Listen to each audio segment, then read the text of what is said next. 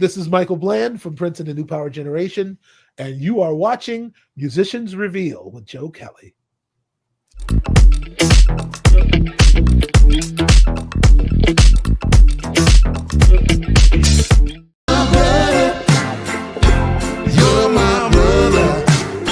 My next guest here on Musicians Reveal is an amazing guest who's a friend of our show we were talking a little before, for maybe over 20 years.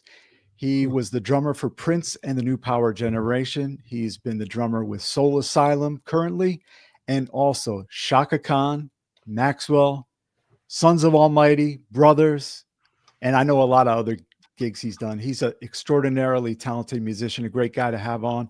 Michael Bland, welcome. Hey, Joe. Yeah. How you been, man? We ain't seen each other in a long time. Yeah, we talked, I think, once during the pandemic, a little bit. Yeah. Just when the vaccines were coming out and everything was question mark, right? Sure. Yeah. That was a very, a lot of people, well, some people didn't even make it out of the pandemic, you know? Yeah, right. Billy Franzi, bless his soul, he passed. Guitar player for Dr. Mambo's Combo. Right.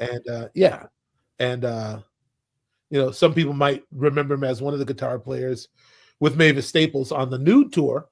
When Mavis came over and did the UK with us in 1990, and Billy was one of the guitar players. The other one was Sonny, actually. Oh, okay. So, yeah.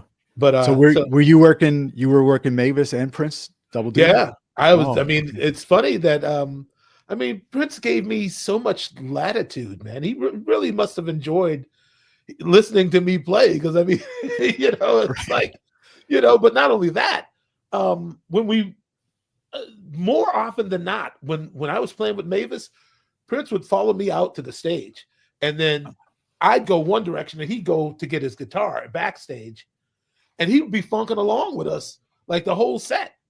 Wow. So he took that as an opportunity to warm up himself. And man, I'd be back there just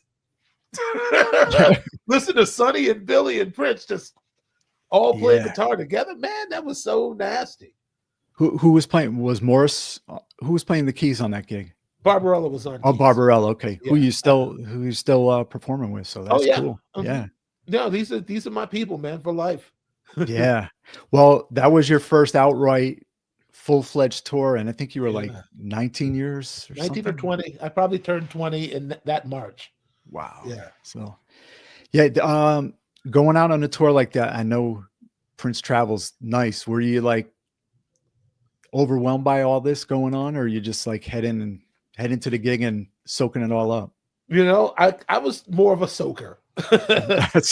I just sort of because people give you a sense for what you can expect on your way in, just that, what kind of a person Prince is, and, how he likes to do things, and so on and so forth. And like, don't ask Prince about this.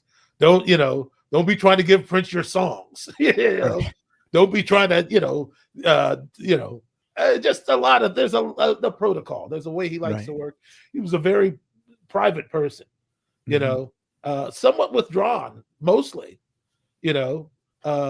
Unless we were in the process of performing. I mean, just like talking to him, he was always sort of, soft-spoken, and, so it's just, I really sort of was conditioned on the way in. It was like, understand that, these premises are surveilled, you might be on camera, you might not. So just understand that and know that you don't have any legal authority in this situation.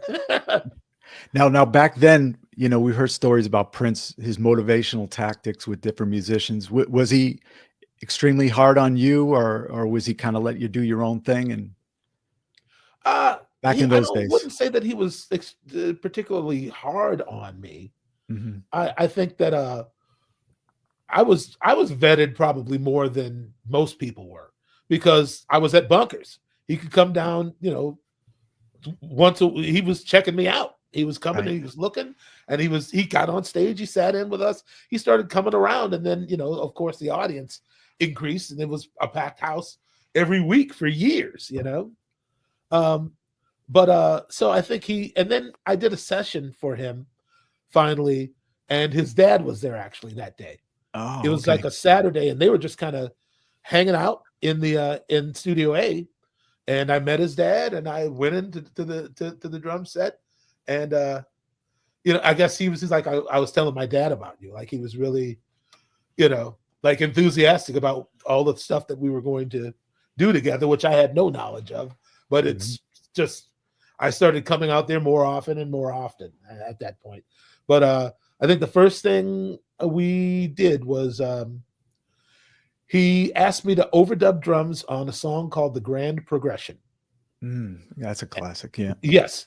And, he started the track up, and I was kind of uncertain about like what was the approach, because it sounded like instruments were sort of coming in and out, and sort of like almost like a Sly Stone record. You know how like it's like you'll hear something and it'll be gone, Oh, or yeah. Right. something will pop in the mix out of nowhere. It's, how Sly's records are weird like that. Right. That's what it was like. And I was like, I kept getting ready to do something, but then things would change a little bit. And he finally stopped the tape. He says, "Is something wrong?" I say, "Yeah." I said, I'm having trouble figuring out how to approach this." And he said, "Oh, it's supposed to sound like musicians are coming together. It's for a movie I'm working on." It was for Graffiti Bridge. Was Grand Progression got replaced by Still Would Stand All Time. Okay. Yeah. Is what happened. And he said, "It's supposed to sound like you don't exactly know what you're doing." And I said, wow. Okay. It's supposed to sound like you're trying to follow along. I said, okay. And that freed me up, but it still took a bit of like method acting, sort of. Yeah. But then again, I really didn't know what I was doing. So it's like, it wasn't acting. It was just, that was what he was after, And I'll tell you this. I left the Studio A looking for a bathroom, and it was on a Saturday, so a lot of the staff wasn't there. Okay. So there was nobody really to tell me, like, where's the bathroom? So I think I turned left and I went up the stairs. Okay. And I walked all the way down, and I saw like the stained glass door of his office. And I was like, oh, maybe that's a bathroom. Right. So I go all the way in. I think this might be the first time I'm telling this story publicly. I go in, and I'm like, okay, well, this is somebody's office. It looks kind of like an office. Well, maybe I go around the corner. Oh, there's the bathroom. I'm standing in there at the commode, and then it hits me like, you idiot. You're in Prince's private area. You're peeing in his toilet.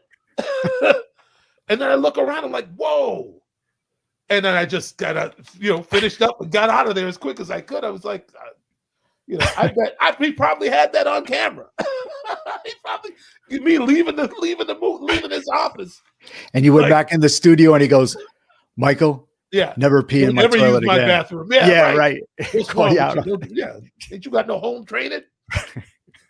So there was that. I was petrified that he would find out, but nobody saw me. Nobody seemed to see me. Yeah. That place had a lot of turns that, and you've probably seen most of the places. Before we move on to other stuff, a quick question. This was from our, the viewers don't know that you're coming on, but somebody in something else when you were on my show, they wanted to know what kind of cabinets in the recording studio were they? You mean in the actual control room? Yeah. I think like they want to know what kind of speakers were in there. Yeah, I think that. I'm not a musician, so I wish I could tell you. They were made of wood, is all I remember. Okay. And they looked very expensive. Okay. And I actually had a conversation about the sound system in Studio A once with Sal Greco, who used to be the studio technician at Baisley. Right. And then he left to work for Ocean Way in Nashville, I think. But Sal Greco, just the nicest guy you ever want to meet.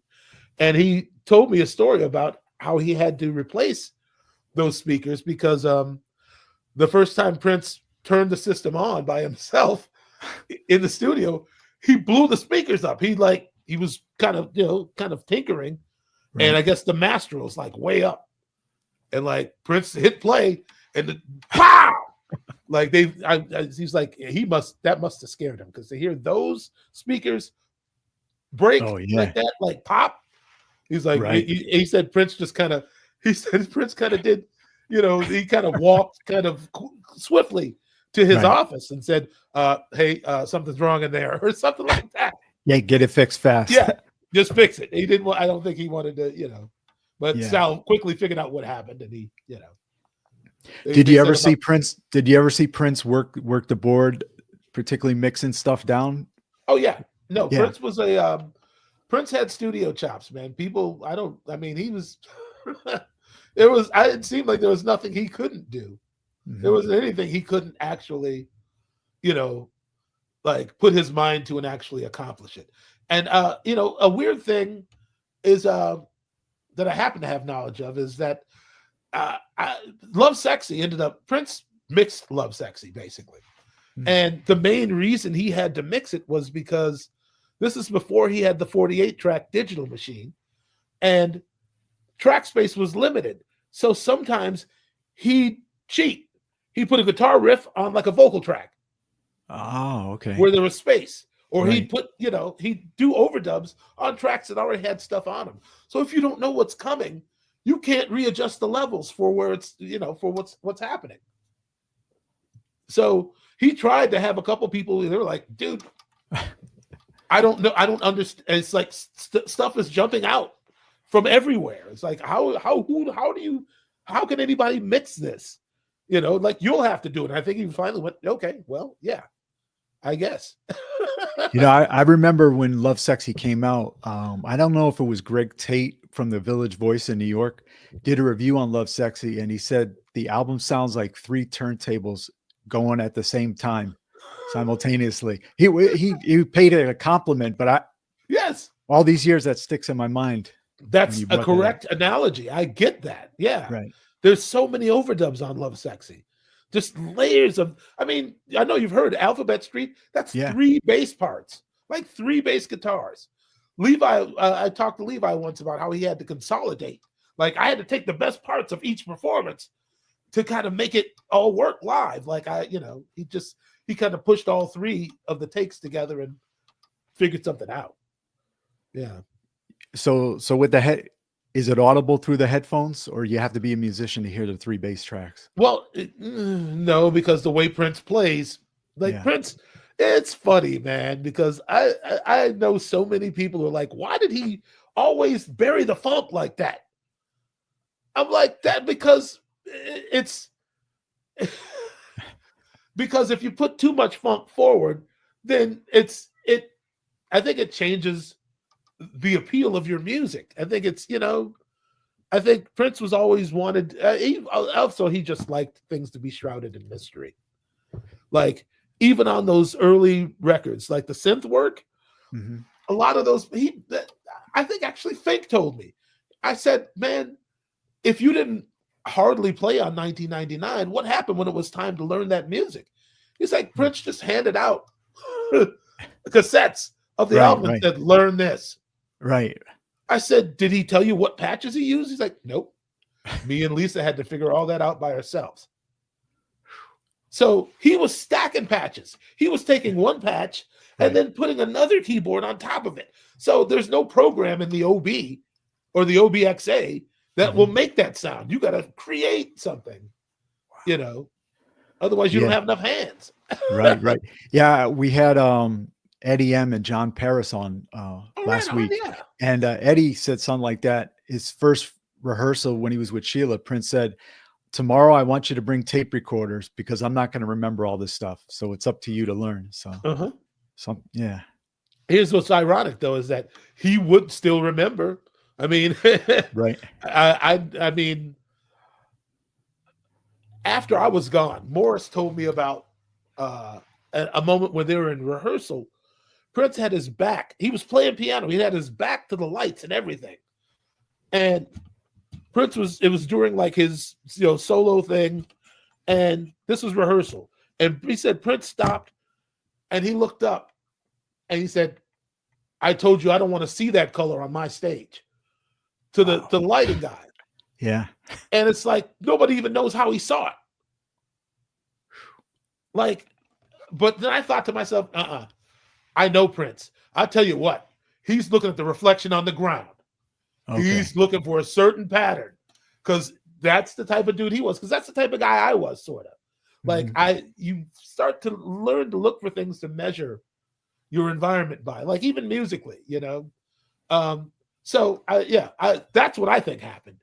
And actually, I was also the one who figured out, like, well, at least the one person Prince knows that, or knew that, figured out that he recorded the first 3 songs on Parade in one sitting. He recorded the drums first.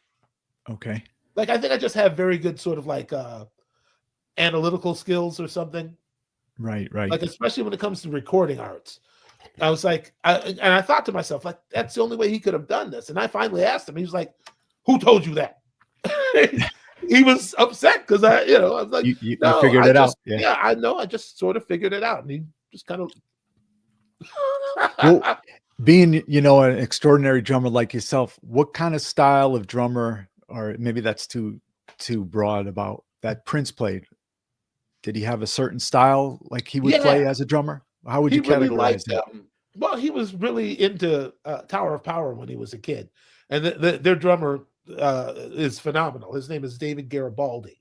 Right. And actually, they say that the beat for 7779311 was a factory setting in the Lynn machine that was composed by David Garibaldi.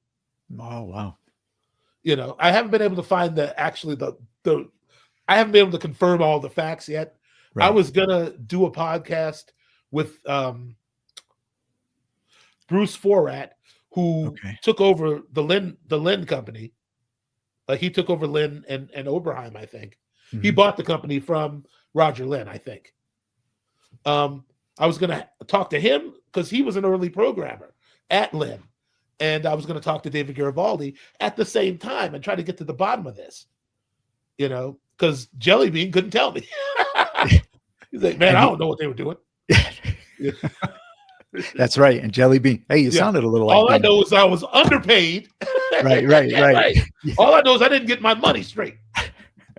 Yeah, we love Bean. Hey, and you guys have stayed in the Twin Cities, so you got to give you guys a lot of credit for that. You run into each other in town a lot?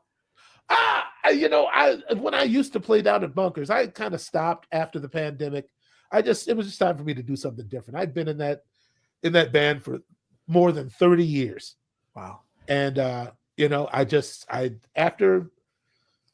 the pandemic, I did a lot of it was cathartic for me. Mm-hmm. Like, it really helped me kind of try to figure out who I was and what I was trying to do with the time I got left. You know what I mean? Yeah. But it had an adverse effect on a lot of people that I knew. But for me, it helped me to kind of re-identify. I know who I am as a musician, but who I am as a man, right? You got to have some time, some introspection. You got to figure out. It's like, that was the longest I had been away from performing since I started. Wow. So it gave me, I really had to, like, well, who are you, man? Do you like yourself? Like, do you feel like you're really contributing to the world? Are you living the principles that you espouse? It really was like a meditative thing for me, Yeah. And I kind of came out of it like, I need to do something new. I need to stop complaining about being in environments where I'm not in charge and the person who is leading me is unfit. I need to take an initiative. Mm-hmm. And that's when I put my band Urban Classic together, which is. And you got another gig February 2nd, right? February 2nd at Crooners. At Crooners Supper, what do you call it? We'll have the link in the description. Or something like that. Yeah, okay. Yeah. Who's in the band? You, Tommy? Me, Tommy, G Sharp, who was legendary. It took Sir Terry Casey's job in Maserati, but then that record got shelved. He moved here to be in Maserati, and then they broke up. The Bad Boys of Paisley, right? Castaway, yeah. So he's like, "Oh, I better make the most of it." So G's, but G was in the combo twice in 30 years. Wow. So we've been kicking it forever. And I just like during the pandemic, I was like, well, who would I reach out to? And he was the first person. I was like, G, let's start a band. You got me. Right. And so, and from there, it's Barbarella, me, a bass player from New York named Ron Long. Okay. Who's just fabulous. He subs for Sonny at Bunkers. Okay. And a young guitar player named Jeff Lacrone, who God bless him. He's hanging around with some gnarly folks, man, because we're very expressive, and I get the feeling that he comes from he maybe a Methodist or a Lutheran background, and he's very quiet and soft spoken, and I tell a lot of off color jokes, and sometimes I wouldn't think of that of you. I'm sorry, man. I'm just kidding. It's getting in that environment. And especially with G, we bring the best and the worst out of each other. We talk a lot of BS, man. Right. And I see Jeff Lacrone, he's like 33, and he's just kind of, I see him mortified sometimes. And then we just, hey man, you better toughen up. This is how it is. So he tolerates us, and we try not to make it too rough for him. But and then we got a horn section, and another local talent, JB, sings with us, and also a Midwest legend, Mark Lichtai, blue-eyed soul singer from Iowa, who was also in the combo. They've all been in the combo. Right. Yeah. So it's familiar folks. The combo's still Monday night, right? They're on Sundays now. After the pandemic, okay.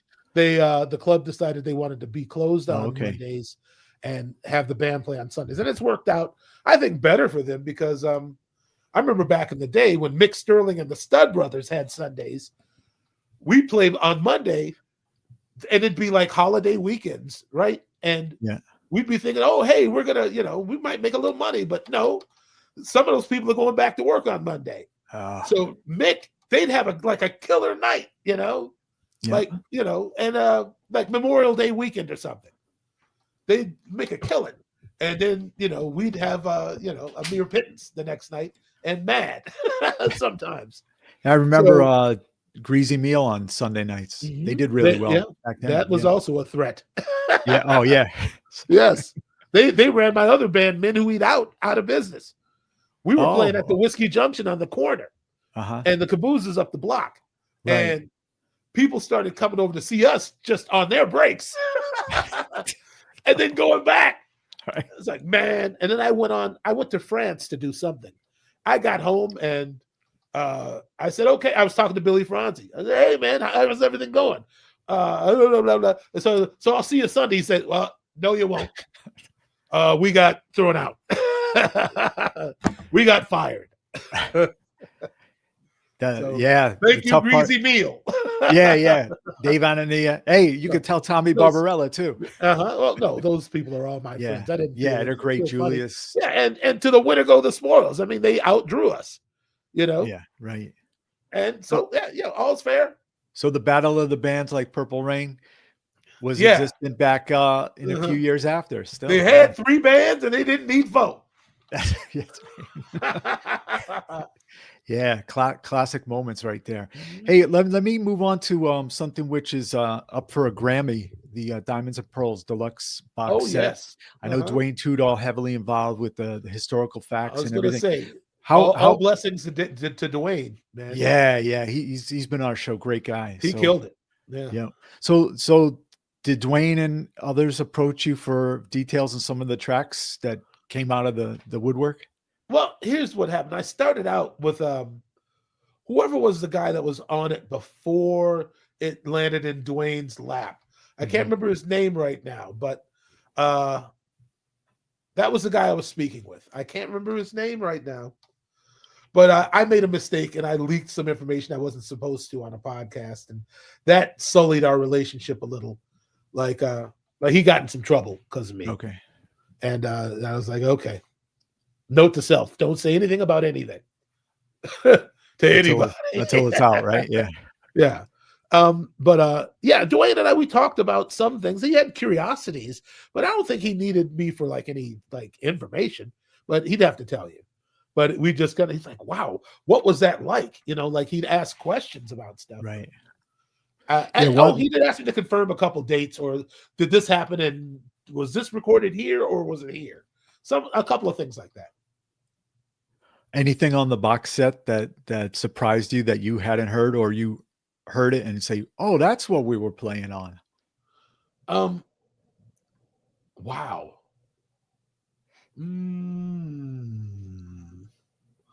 No, well, yes. I, what is it called? Blood on, was it Blood in the Sheets? Blood on the Sheets? Yeah, I'm not sure the exact if it's on or but I There's know the also track. Yeah. a version of the same kind of riff. It's called Dark Side. Okay. And on that one, you can hear Prince kind of talking to me and directing me through the track. Like when you come in, he said, telling me like what to play on when I come in, and he's telling me what the sections are as we're playing. I think that was just him and me and Levi that day. Right. Yeah.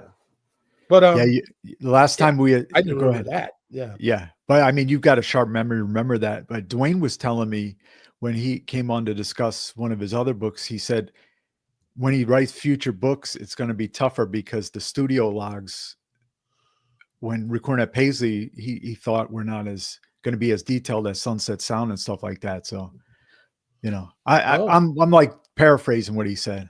So what are you saying he was trying to say? Well, I guess he had Sunset Sound. It had the day Prince was there, what was recorded, and for how long, and who was there possibly. And sure, I guess when he had his own studio, that stuff probably wasn't. He didn't do as much notated. Yeah. So. Oh, sure. Yeah. I get that. Yeah. I know he wouldn't have been as tedious. Yeah. And because I mean, it's funny. I just saw a clip of Susan Rogers saying that people think Prince was a perfectionist, and he wasn't. He was not. You couldn't have been that prolific and tried to get everything perfect. He was really like a 1 or 2 take type of dude. Right. He'd get mad at me if I asked for a third take. Oh, wow. It's like actually one day he said, "You're worse than I am." No, he said, "No, go. I'll call you when I need something." And he sent me out of the studio. You're worse than I am. Wow. So any song that you recorded come to mind that was particularly difficult for you to get the hold on it that was released? Oh, I mean, I was always equivocating over very small details. I mean, once I had the form, you know, but he still might change things. But when you get used to having to just sort of operate on the shorthand, you can follow along pretty good. If it was something that I was unhappy with, it was a execution error. It wasn't like I would forget what was happening, but I would just play something I didn't care for. Okay. Or I felt like my pocket got loose for a minute, and like, you know, or I just like, oh, I thought this was coming. And Prince would say, "That's fine, I'll use it." So any mistakes I made where he was just like, "Let's keep moving," he would figure out a way. For instance, the morning papers. There's a break at the end of morning papers that's not supposed to be there. But back in the day, I would have my hat on, and I put the headphones on just like this against the hat, right? I just had the whole thing on, and sometimes my hat would slip off and the headphones would go too. And that happened on the take of Morning Papers that's on the Symbol album. And I thought Prince was going to be upset. He was like, "Nope, I'll use that break. No problem. You know. And he did, yeah. Yes, he really was like, he would. Yes, I could see what Susan was saying, that he was really interested in capturing the spirit. The record was just a kind of a sketch. You know what I mean? Yeah. Like he really wasn't, like his music kept expanding because he was always trying to beat the record when we played live. Like, nope, the record did that. No, that's not good enough. That's not working here. We need to go even higher with it, you know? And that's why he was such an incredible artist to see live, because he was almost all the time. It was, you know, he would best the record, you know? What's the last gig you did with him live? Even if it was like a jam in Minneapolis or whatever. Oh wow. Um, it, it was probably at a party at his house while we were rehearsing for the Tonight Show with Jay Leno in Oh, okay. 2009. Right. Yeah, he had a party at his house in Hollywood. Oh, the one he was And renting. Yeah. yeah, Yeah. mhm. And me and Sonny, we were gonna play as a trio at the Conga Room, Mhm. and so we had just been jamming. And the one night he was like, "Hey, I'm gonna invite some people over tonight. You guys want to come back around, midnight, 1 o'clock? We'll just, we'll play a little bit." Great, okay. Uh-huh. So yeah, we just kind of went for it. Yeah. And that was yeah, I mean, it was always it was, well, more often than not, it was a lot of fun. But sometimes, it's like that dude just kept ticking. Right. It's like he just went at a superhuman pace. And the older you get, the older I got, the more it was like, oh, all right, okay, going back to that job, like on a regular basis. Right. I don't know if I would have even really had it in me. I mean, We you've got a physical job nonstop, and Prince, when he Yeah, was doing splits and dancing like that, you guys probably punished yourselves yeah, but I think just as much as anybody. sure he had slowed down later. Yeah. There was going to be he we um Cassandra, me, Jubu Smith, who played with Frankie Beverly and Mays just up until Frankie passed recently. Okay. And he also was in like Tony. Oh, Uh, he's a left-hander, right? No? you might be right, but Yeah. I think he wrote or co-wrote Anniversary, like a few songs with them. Okay. And Jubu's bad, man. Great guitar player. Mhm. So it was me and Jubu and Cassandra and Andrew Goucher, Right. gospel bass player from Yeah. West Coast. Shotgun. Incredible. Yeah. Yeah. Prince was just like, I want to do a different band. He had the other band. Kirk was in the other band. They were rehearsing in the sound stage. We were rehearsing in Studio A. And I Oh, was this seriously, was in his later years? this was like in Right up to probably his passing? 2011. Oh, okay. Yeah. Yeah. And he just was uh, I couldn't just kind of wait around for him to figure things out because I didn't know what to tell Soul Asylum. I had a job and I would have Yeah. had to have taken a hiatus from it to do whatever I was doing with Prince, but Prince just couldn't. He's like, I just can't make up my mind how this is going to roll out. And I said, well, I'd love to be involved, man, but I can't. And he completely understood. It's like I had a whole life to give you once, but Mhm. I got responsibilities and duties now. Right. You know, he got it. You know, and he Yeah. still came around. He was still coming around bunkers, sitting in. Him and Larry would come in, and Right. he'd let Larry get it kind of grooving, and then he'd jump up, and grab Billy's guitar. He'd jump in on the funk after it got established. After Oh, he I think saw I what saw it was, that video. Well, there's a video up online about that. I bet. Yeah, Yeah. he'd Yeah. figure out what Larry was playing. And I think one night we played "Ain't No Fun to Me" from the Graham Central Station debut album, and Mhm. Larry was trying to show everybody. Larry was playing real quiet and tapping his foot, and he was trying to show the band where he was getting ready to go. He didn't know if they knew the song or not, so he was just kind of running through the changes and and I finally heard the turnaround, and I said to the keyboard player, "Ain't no fun to me," Mhm.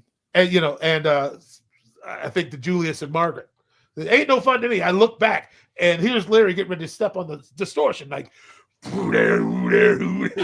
And so we just jumped in, and I saw Prince. I saw him literally jump out of his seat, Right. and he did the cool run, the cool jog Right. to the stage immediately. As soon as oh, that's what y'all playing, he jumped right up and just funked in the corner. Move right in. Yeah. He just wanted to catch a little bit. That's what I really loved about him was, he enjoyed being a superstar, but he also enjoyed just getting in on it, and I really felt bad that he couldn't have more varied experience with different players, like because he's Prince, he's going to draw attention to himself.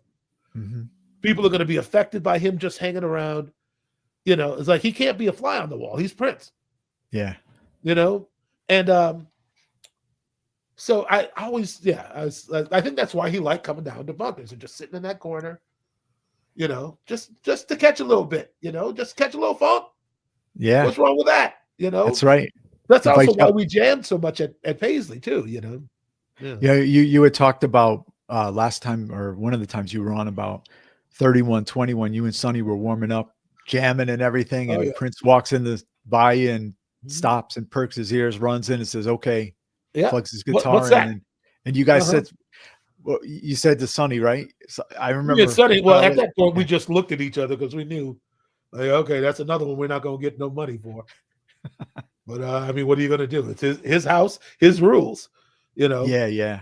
But you can thank me and Sonny for P Control, 3121. Right. And the list goes Now, any more? Pop go to Zipper, Right. Mini, Papa. Well, let's say as a boss and stuff, was he ever generous with compliments at all to the guys and ladies? Yeah, I mean, sure. He was not yes, he was complimentary. If you played, I mean, but it was he was complimentary even during the gig. If you played something and he heard you, you'd see him looking back like, yeah, man. In that in the DVD and Glam Slam? yes. Oh yeah. There's a point in I think in 1999.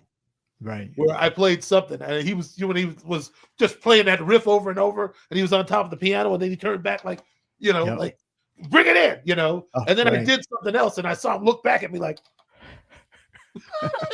no, that's how we got down, man. That was happening on stage. If we were nasty, he'd let everybody know. I mean, we had funk night, all the time. Like, whoever's the funkiest tonight, $200. Right. That's right. Yeah, that we were talking about Diamonds of Pearl, that Glam Slam show that pretty much was the first workout of the band in public on that. That was a great performance. And then the night he jumped on that piano, the bar during the medley you did. That was the same night. Yes. Yeah. Wait, no. I thought you were talking about when he jumped on the bar and was dancing all hard around those people's drinks and whatnot. Yeah. That's what I was talking about. I was like, I didn't even know that I was around the corner. I couldn't even see that happening. I didn't, at the gig, because the way the stage was set up, I was back in the corner and there was a wall. Right. So I didn't know what he was doing over there, but I could hear he had his mic, Yeah, right. And then I saw the footage for the first time. I'm like, wow, he's crazy. I know, just that little narrow thing, and he's dancing like a fiend, like he's committed, man. He wasn't being careful. He was full on out, and I was just looking like, oh, he's gonna slip, he's gonna fall, And then he's macking on the blonde right there. Right. Yeah, right at the. He blew her mind. Yeah. Who was the lady with the black hair in front of the stage? Him and Tony during the performance kept on coming up and flirting with her and staring at her. I honestly don't remember. It was just me and Sonny back in that corner, man. Oh, okay. I couldn't see everything. If you see the DVD part when Prince is like right up there singing to her and Tony comes up during the show, the same lady. Okay. Yeah. I don't know. I haven't actually seen the DVD in its entirety. So okay. Yeah. So that's our viewers to point her out if they know. Yeah. Okay. Yeah. Yeah. Yeah, man. That gig was actually. See, when I was like, now people can actually understand what the New Power Generation was, just how good that band was. Yeah. I mean, that band was incredible. I mean, I just feel like we were. I feel like we were better than everybody else. That's my feeling. It had excellence all over the stage. I mean, yes, Rosie, Levi, Sonny, You know, I mean, it. I don't know, man. I mean, the fans have, you know, they're free to, you know, feel whatever way they want to about it.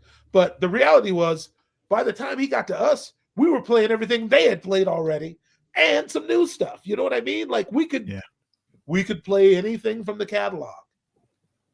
You know, is there like a camaraderie and all the drummers who played with Prince? I know John Blackwell's no longer with us, but John would come down to Bunkers sometimes when he was in town. And you know, I met John actually when I was playing for Shaka Khan. He was playing with Cameo, and we ended up on the same gig, like a triple bill in Indianapolis. Oh, and okay. That was the first time I met John, and we got along immediately.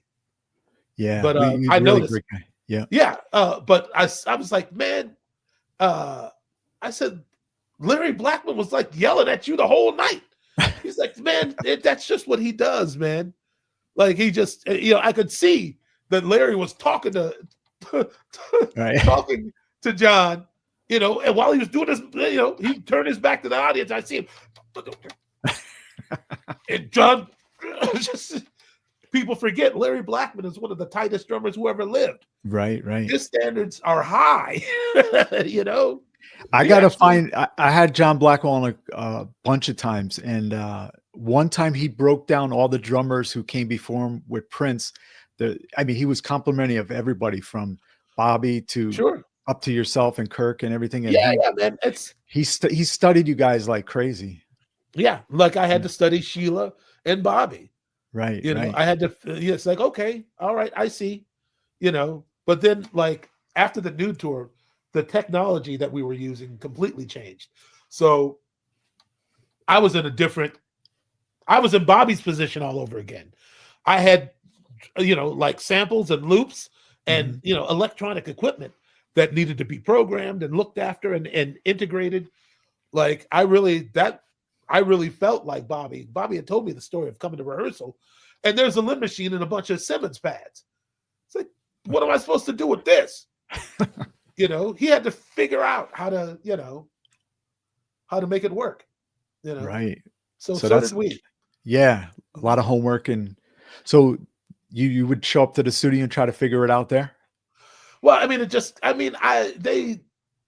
what literally happened was Morris Hayes had a band that he was using loops and samples already in, and he had become he was the keyboard player in the time for a little while. Morris was. Oh yeah, they went to Japan, right? Yeah. And I think Levi went over to one of Morris's rehearsals and heard all, you know, he was mad. He came back to Prince like, man, they're doing some mess, man. They samples and loops. They sound like Teddy Riley and them over there. You know, so Prince was finally like, you know, well, show us, you know, like have them come over. So I think that's how it happened. And you know, they were using like an Alesis drum machine to trigger the loops. And I had already had the kill switch that was in my electronic rig. So we just augmented it to do these loops. Right. And like before that, like behind me, there was a Lin machine that I was using for samples on these Simmons pads. Like the stuff I was using was somewhat, I would say, primitive in relation to where we ended up going, you know, and it got more intense as we went. As the band got smaller, the electronic aspect of things got bigger, you know, to the point where Tommy Barbarella, he took all of the Claire Fisher string samples and whatnot and any sound effects. And Morris had all the background vocal samples and something else. I don't remember. Barbarella had the horn samples and the string samples. Right. Morris had the vocals and a couple other things. I don't remember right now. But we had to, you know, we were all like playing and I'm hitting pads. Morris is playing, you know, vocal samples with his left hand while he's playing the organ with his right. Barbarella's got the Purple Axon, which is the first wireless MIDI controller to ever be created, or at least, you know, used by somebody like Prince. Right. So he's out on the, way out on the end of the stage with that purple axe, playing, everything. Right. I mean, it was crazy. I mean, and At people least would he go, was open. He was open to that kind of change. well, yes, but unfortunately what he wasn't open to was having a sequencer like everybody else was using. Oh, okay. That would have You guys solved a were the lot of problems. sequencers. Yeah. But I mean, you don't realize because there was no sequencer or alternate source of time. Like I wasn't Mhm. playing to a click or anything. There was no like cook, cook, cook, cook. None of this. I Right. had to call these tempos out just off the dome. Like I had to get the tempos in my bloodstream. Wow. Because not all the songs that we were doing had loops to them. Some Mhm. were just us, playing. And Morris would still have to hit the background samples. And I had started to watch him because it's a hard thing to do. It's went on behind Prince's back. He didn't really understand how we made it work, and he didn't really want to have a conversation about it. Prince was the type of dude who's like, I gave you a task, figure it out. Okay. How long Yeah. will it take you to figure it out? He didn't really want to know the background of it. But the reason we were so tight was because I was watching Morris's hands. And if he happened to accidentally hit a sample too early or late, Mhm. I'd wiggle the time a little bit. I'd figure out a way to kind of compensate for it, so it wasn't as noticeable. And and Kirk didn't know that. Prince didn't know that. So when he switched to Kirk on drums, there was all this tension going on that side of the stage because, certainly Morris didn't want to, say anything negative about anybody. Right. Right. It's just that Kirk didn't know. Nobody knew what my method was, like how I made it all work. And it was because most of it was internal. It's just certitude. You know what I mean? Mhm. Like you'd be surprised at what you can do when you're certain. Yeah. So that's Yeah. it. I saw Kirk play drum sets for Prince, Shaka, and Larry Right. Graham in the same night. He did 3. Yes. That was a lot. But they had to develop a whole other system because nobody could work with what I was working with. They weren't calling you up in the middle of the night. Hey, how'd you do this? How'd you do Nope. that? No. I think that Prince would be too he'd be too proud, Right. Say, please, But he please kept come asking, back.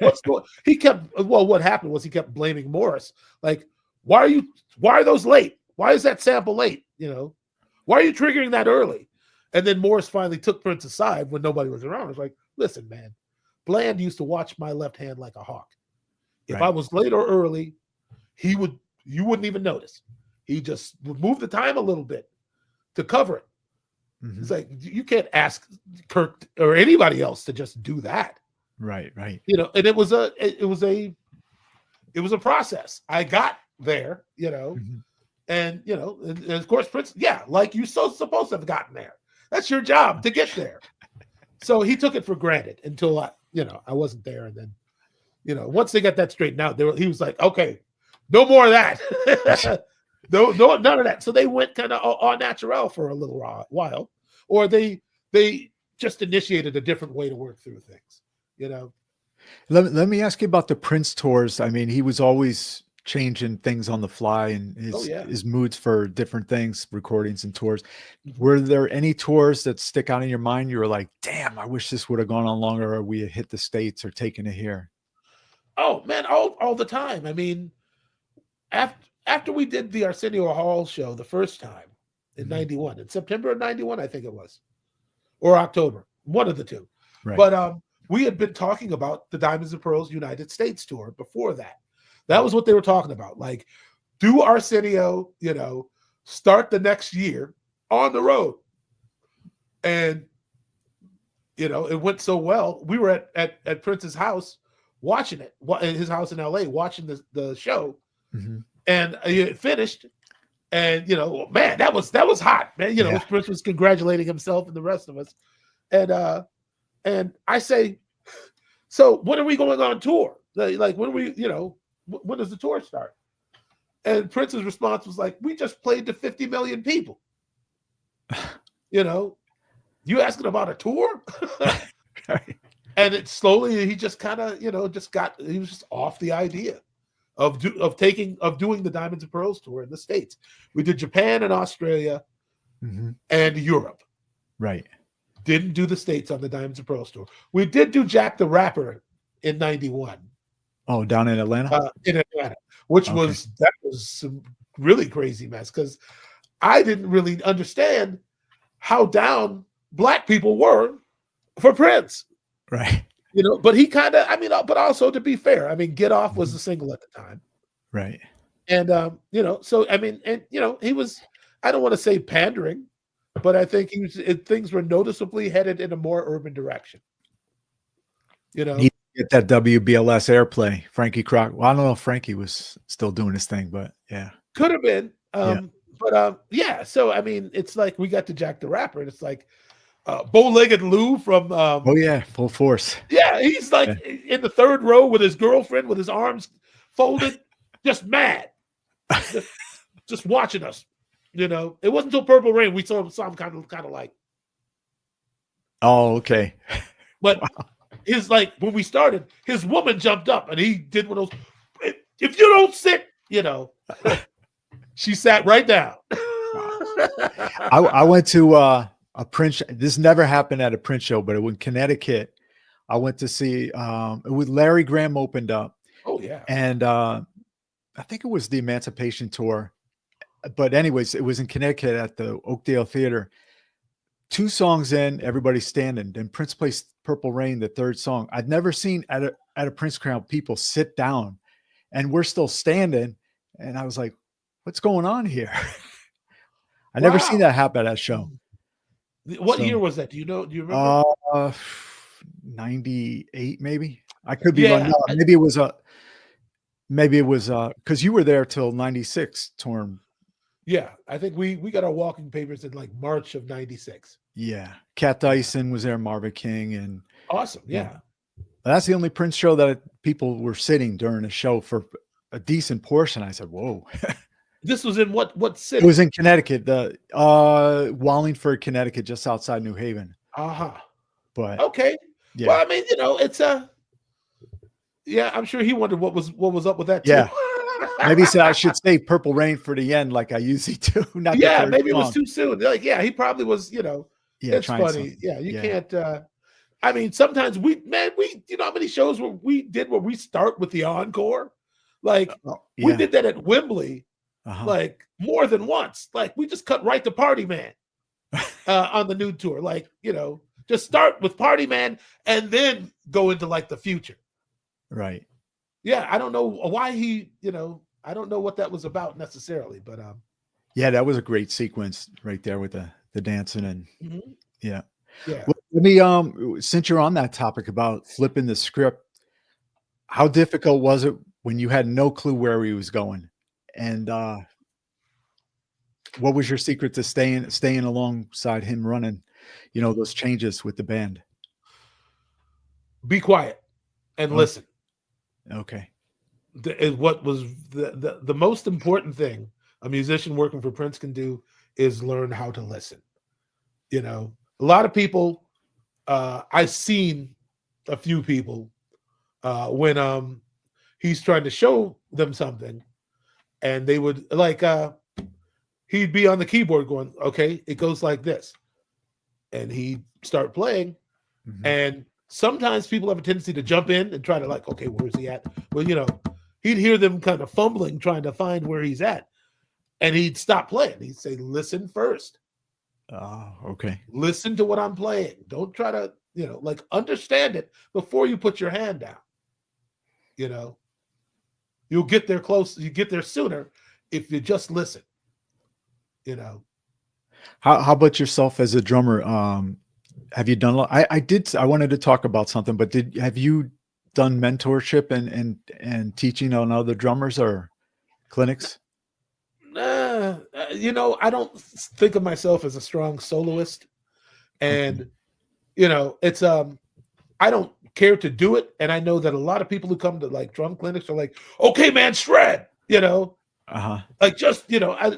not really my style. I play to support the music. That's where my head's at, and when I was, at the height of my sort of, commercial, I was on MTV on a regular basis and whatnot. Right. I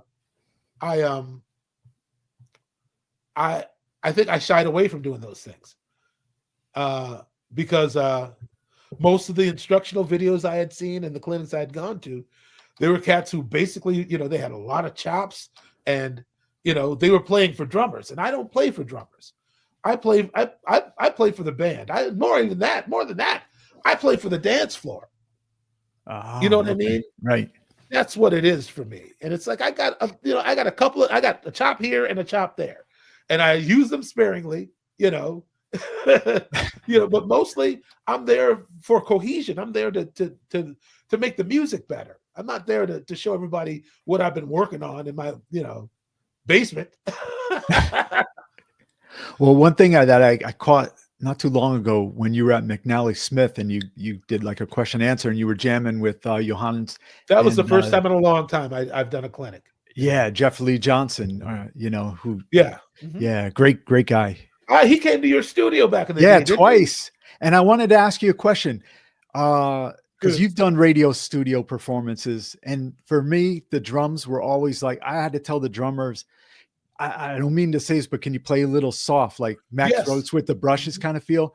Yeah. But when Jeff came in the first time, I might have told you this story. He came in from Philly and he came in with Ted Thomas on drums and Chico Huff on bass. Those cats, man. And I said, "Oh, Jeff, you want to do a sound check?" He says, "No, we're just plugging in. Just start playing." So I didn't realize Ted Thomas, the drums, I didn't even have it mic'd, but it was like a drum showcase for him.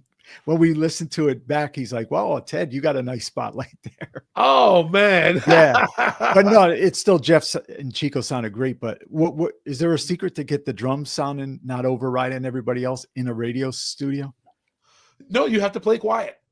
Oh, okay. I mean, if you watch any of those Tiny Desk performances, yeah, you see drummers using brushes, blast sticks, hot rods, any of that. Like I very rarely see a drummer on there using sticks.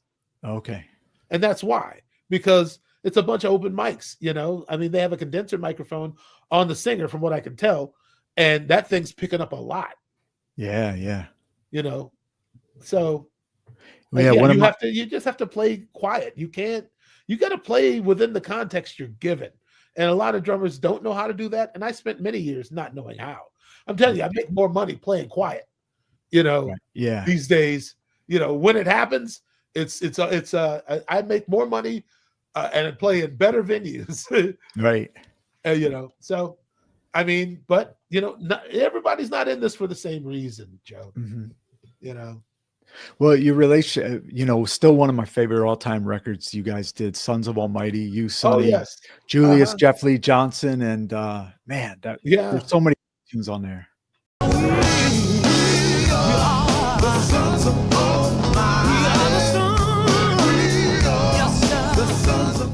Thank you so much, man. We keep threatening to get together and do something, but in the interim, Sonny and I fell into that thing with Brothers. We put that one song out. Right. We got another thing in the can. We're probably going to try to drop, before spring or maybe in spring. But the Brothers, that's a great song. I think I thought in my head, I don't know, I said something, Randy Newman, Billy Preston, Minneapolis, all together. You got it. You got it, man. Yeah. Right. And like I was saying about the funk, there's some really funky guitar playing going on that song, but you got to really listen for it. Right. It's like I watched what Prince was doing, man. Like, okay, keep the funk down there where people gotta kind of strain to get to it. Right. And although Sonny's just funky any old way, it just that neutron on the bass is like that's all you really needed.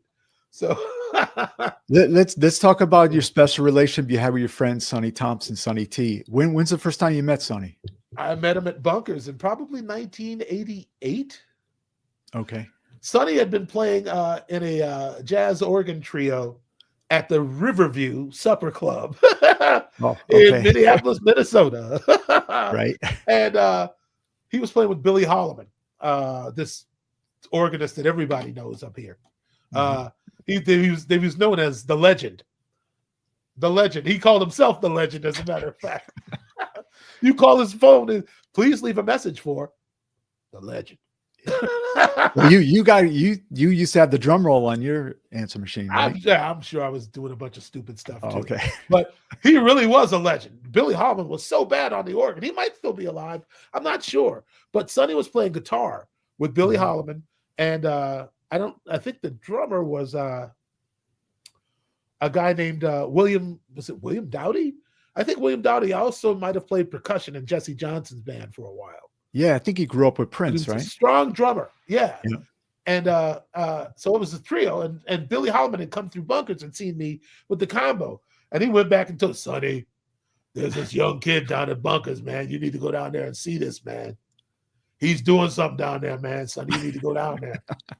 So Sonny finally comes down and with his new bass, and they got him on stage. And I had heard about Sonny. David Island, who also came up with all those dudes. They called him Batman. Mm-hmm. David played saxophone in the combo, and somebody brought up Sonny to me months before. And David was like, Sonny, you talking about Sonny Thompson? Man, hold on, man. Sonny Thompson was better as a kid than any of us have been as adults. He's like, I praise. He's like, man, Sonny Thompson, man, he's a bad mother, Right. Okay, well, I need to meet this dude, A few months later, Sonny comes through, and we're sitting up there, and it's like, well, hey, man, how you doing? I'm doing all right. And everybody's trying to figure out what to play. And Sonny just said,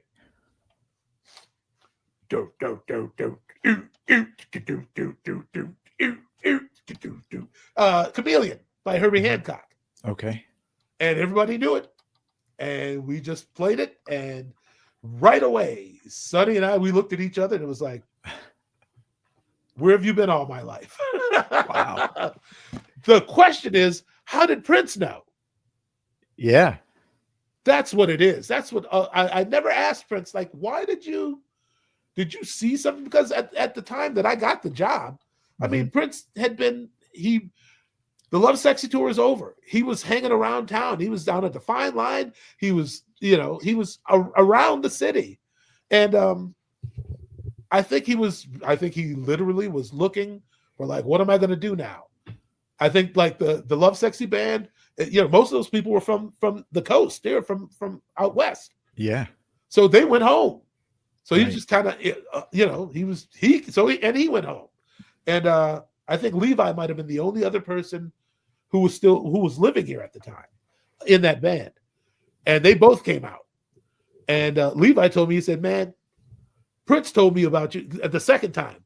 The second time they came out, Prince brought Levi and maybe a couple other people.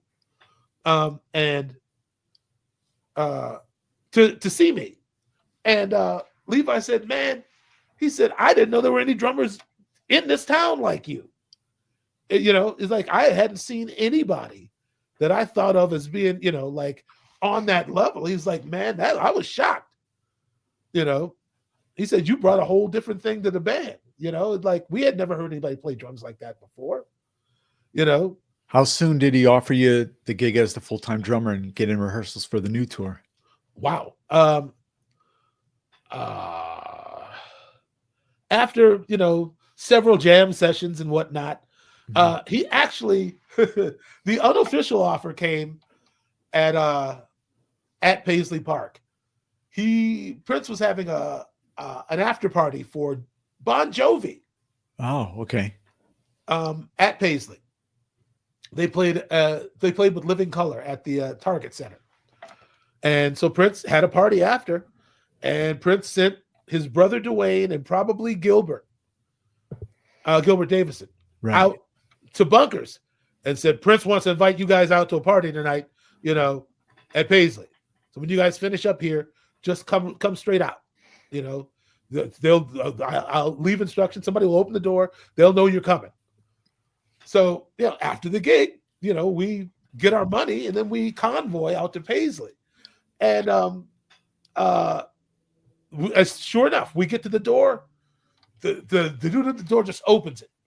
And then I see like it was either Gilbert or Dwayne says, "Where y'all been, man? Prince has been waiting on you." I said, "Waiting on us?" He said, "Yeah, Prince is waiting on you." You know, like he's over here. So they brought us over to Prince, and Prince hey, how was the gig tonight? I said, "Oh, it was cool, man." He said, "Are you tired or you feel like playing a little bit more?" I said, "No, let's play." You know, so we all go out to the sound stage where Living Color is killing. They're playing some abstract, like free jazz version of Black Magic Woman by Santana. Like they're going crazy. And Prince he lets them finish, but then he just, moved them off the set. And then we jumped on. And he started playing the keyboards and talking about everybody funking and don't know how. He started playing Gammon on you. Wow. Should have seen the bull when he funked the cow. Funked so hard they love that song. Yeah.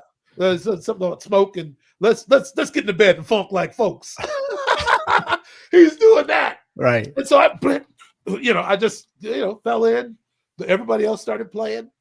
And it's about 10 minutes in, of jamming. Prince says, "Hey," he said, "You looking for a job, son?" Looking at me. And I was like, oh, ha, ha, I thought he was just joking around, or like, "You sound good," like, "Oh, I thought he was just complimenting me." But no, it was like a couple days later, he called me at like my mom and dad's house and, and officially asked me. And magical ride. Yeah. And it was funny because people had been speculating for a couple months. Like after he came to sit in, the sound guy was like, "Man, Prince was looking at you different." I said, "Different how?" Because I had resolved myself, like, I'm not even going to look at him. I'm just going to do what I do. And Cody Anderson was the sound guy. He said, "Prince was looking right at your hands, man. Like he was tripping on your timing. Like I think he's going to give you a job." I'm like, "Why would Prince hire me? I'm 19. I ain't never been nowhere.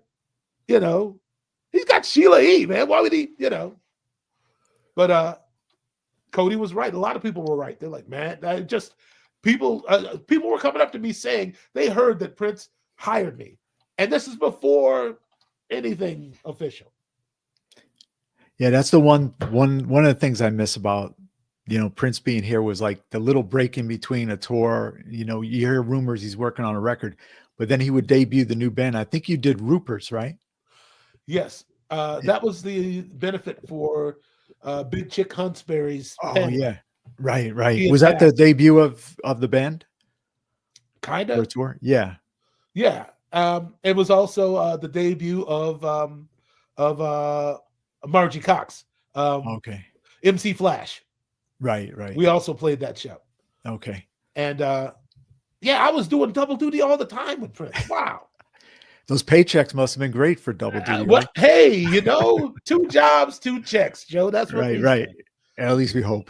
yeah. We hope for it, but it's like, how can you complain about not being paid, what you want for a job that you probably do for free? Yeah. Hey, there was the legendary story that Bon Jovi wanted to get some of you guys for his own band, but were you ever approached throughout the years when you were working with Prince, like, "Hey, you want to come play with me?" Yeah.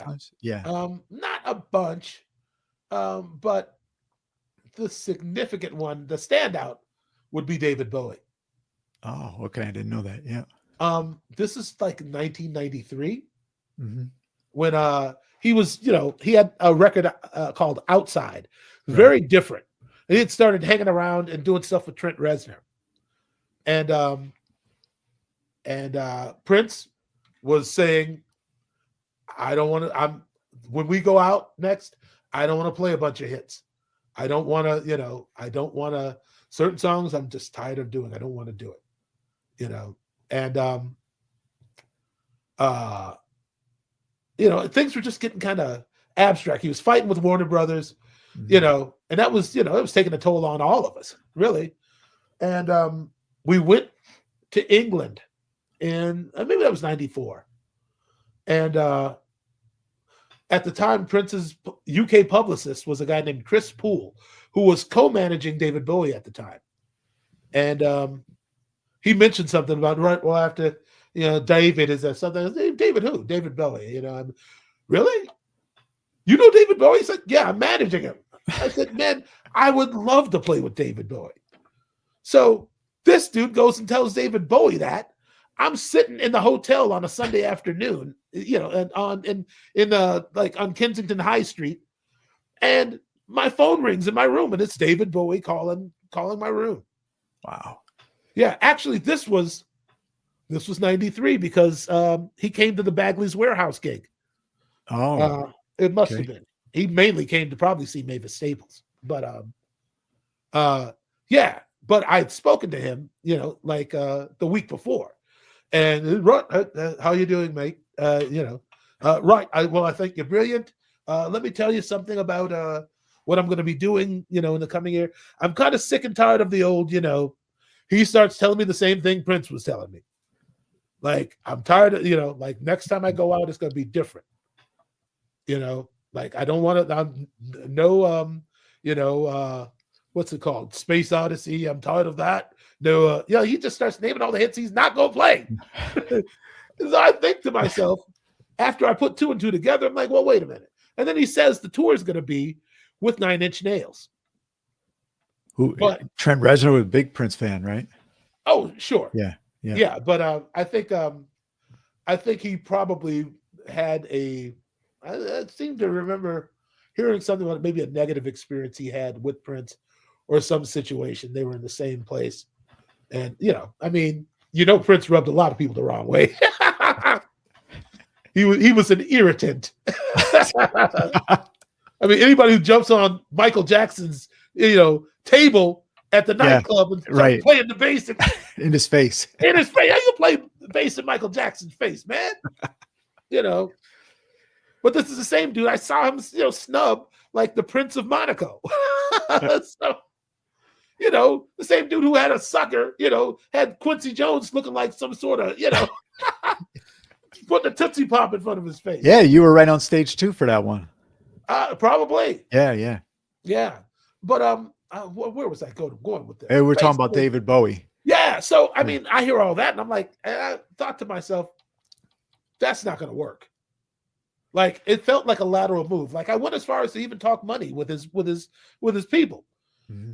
It paid almost the same. The conditions were almost the same, and he was also another artist who, had a long, fruitful career and was tired of playing a lot of stuff that people really wanted. I mean, when we did the Gold Experience tour, correct me, when we toured for an album that was never meant to come out. Yeah. What I didn't understand, he had released the Purple medley at some point, and I was like, well, what's he going to do with this? We had to learn that whole thing. Oh, that's what he did to honor the contract. On his contract, they'd say, like, must play, Purple Rain, When Doves Cry. There would be a list of songs he had to play to be really? in his contract. Yeah. Wow. And so he went, I'm going to give them all to you in this medley. And we had to learn that whole thing, man. That was like 3 program changes for me. Like, we were really, we did some work. Nobody knows what we went through to keep up with Prince, man.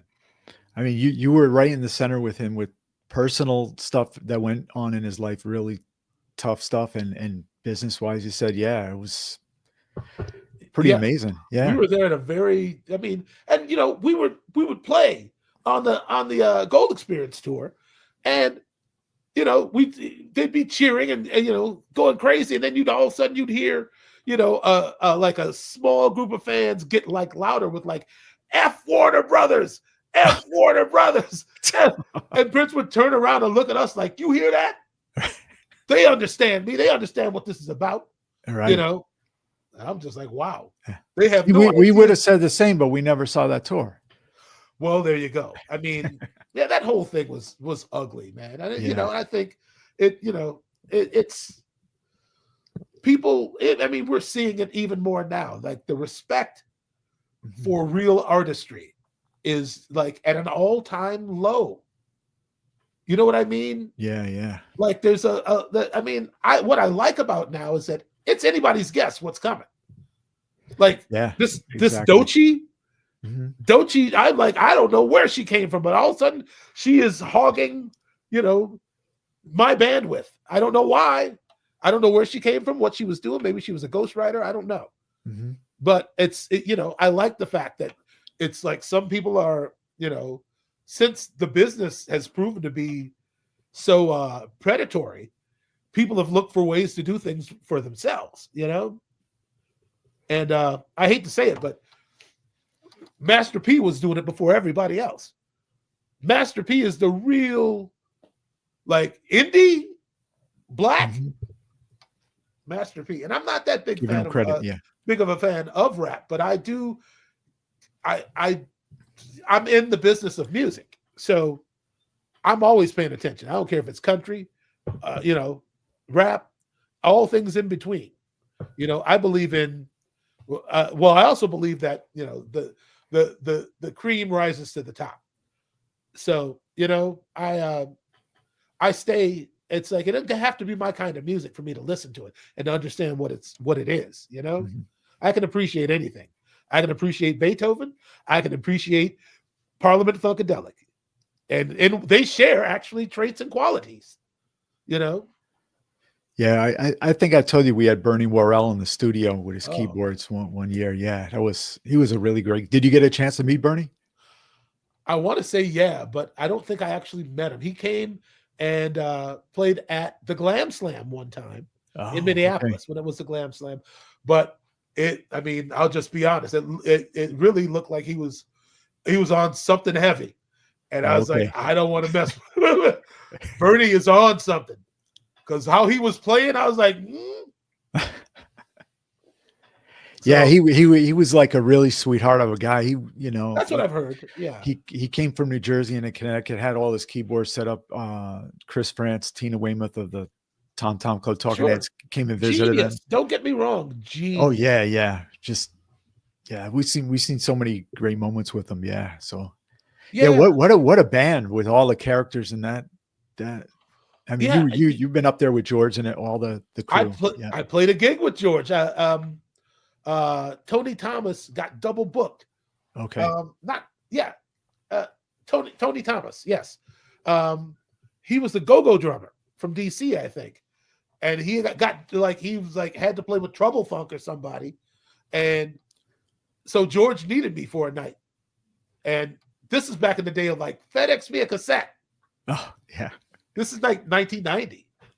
And I'll be honest with you, it took me years before I became a real funketeer. I wouldn't even call myself that now, but my sister had my middle sister had Funkadelic versus the Placebo Syndrome. Yeah, right. The one with flashlight on it. Right. And I remember opening that record jacket and looking around, man, and I saw some craziness. Like that's some kinky mess, man. I don't even mean necessarily even sexually. It's just kinky. It's just it's got a peculiar wrinkle in it, like a peculiar hitch in its get along. Like Funketeers are different. That music's different, and it's predicated on a lot of things, a lot of truth, and a lot of history. Like George is not an idiot. He's not some sort of crazy drug addict. He did plenty of drugs, but all of that stuff that he was writing about, those were things he was talking about humankind and beyond. Like, he was an informed, he was a person who knew a lot of things, or a person who knows he's a person. I'm talking about everybody like they're dead. Everybody ain't dead. George is still here. It's just like you wonder how did he make it? He's my dad's age. Sly Stone. Sly is still amongst us. Right. Prince gone. But Sly's still here. I never really said this on the air, but I had an interview scheduled with George. This was like after he was hanging out with Sly and everything, and we had it all set to do on the radio. I was hanging out with the time before, and I asked Jellybean, I said, what are the chances he's going to do the show? And he said, you just got to wait and see. The call never came in. So I called my friend in Long Island who was doing a show, had an interview with George scheduled. I said, John, I don't think he's going to call you tonight. He didn't get a call, but he had a call from George the following week. So he had him on. I never had him on, but I went to see P-Funk at the Mohegan Sun Casino. After they finish, George is at a slot machine just going like this. And I didn't mention it to him that he blew off or whatever happened. I got you. Sure. I just said, yeah, we had Larry Graham on the show recently, and he turned his head like that, woke him up. Like he was. Well, yeah. But yeah. Well, yeah. I mean, maybe one day he'll be on, but Yeah, sure. I mean, especially now that he's like kind of, I mean, actually, you familiar with, Foley McCreary? Oh yeah, no, I'm real. He drove from Columbus and played 4 hours live in the studio and spun Miles Davis bootlegs on the air. Yeah, what? I did. Yeah. Okay, so you really know him. Well, yeah, he had a 12-string acoustic guitar, a drummer who played sticks on a wooden chair, and a background singer. And that's how they rolled. And he drove back the same night. Yeah, to Ohio. Yeah, well, he did that to Minneapolis one time. He drove all the way, like one day, just drove straight to Bunkers. Yeah. But he was cutting with George and he was cutting with Sly, he said. Oh, okay. And like around that time that they were like kind of hanging out again together.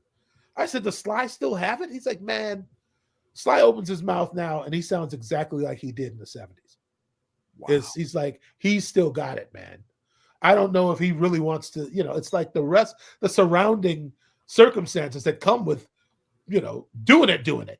He's just kind of not up for it seems, But he's like, oh no, man, that's you, man. I could play you some things, man.